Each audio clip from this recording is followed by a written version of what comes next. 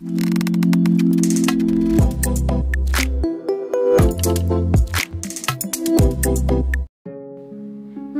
सुंदर विचार।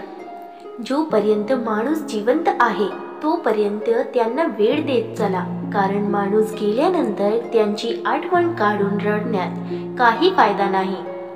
आपण कोणावर किती प्रेम करतो हे महत्त्वाचं नाही, पण ज्या व्यक्तीवर खरं प्रेम करतो ती व्यक्ती आपल्याला किती महत्त्व देते हे खूप महत्त्वाचं आहे।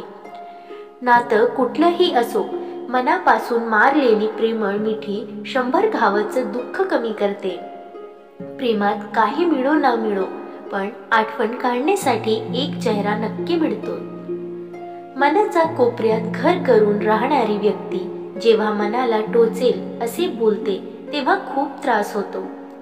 रिलेशनशिप तर सगळ्यांनाच हवं आहे, पण कोणाकडून एखादी चूक झाली तर ती सहन करायची ताकद कोणामध्येच नसते।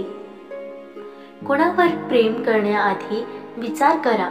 सुंदर चेहरा शोधायचा नादात एक सुंदर निरागस निस्वार्थी मन हारून बसाल।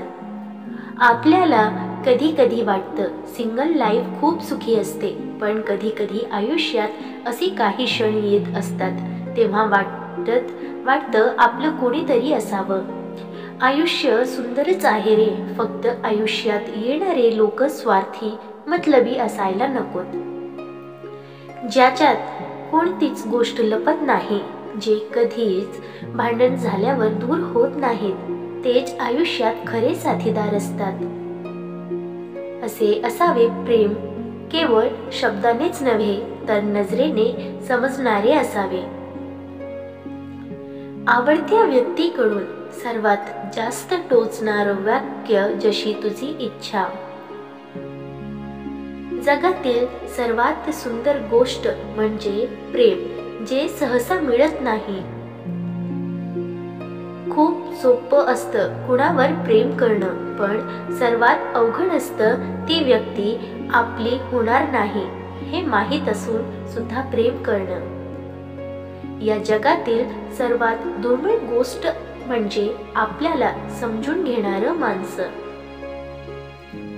प्रेमात शंका आणि राग तेच लोक करतात ज्यांना तुम्हाला हरवण्याची भीती असते। जीवनात वादळ येणं पण खूप आवश्यक आहे, कारण तेव्हाच कळतं कोण हात सोडून पडतो तर कोण हात धरून चालतो। राग आणि अश्रू हे दोन्ही एकाच वेळी एखाद्या व्यक्तीवर तेव्हाच येतात जेव्हा आपल्याला त्या व्यक्तीची स्वतःहून जास्त काळजी असते। माहेर सोडून अनोळख्या घरी राहणं सोपं नसतं आणि बायको बनून घर सांभाळणं। आपला अमूल्य वेळ त्यांनाच द्या ज्याला त्याची किंमत असते। घड्याळ आपल्याला वेळ दाखवते, पण वेळ आपल्याला लोकांची लायकी दाखवते। लोकांशी इतकंही चांगलं वागू नका की आयुष्यात कोणी पण येईल, 4 दिवस बोलेल आणि मन भरलं की निघून जाईल। मित्रांनो, तुम्हाला हे सुविचार कसे वाटले कमेंट करून नक्की सांगा, आणि व्हिडिओ आवडल्यास लाईक शेअर करायला विसरू नका। आणि अशी छान छान कथा आणि सुविचारासाठी चॅनलला सबस्क्राईब नक्की करा। धन्यवाद।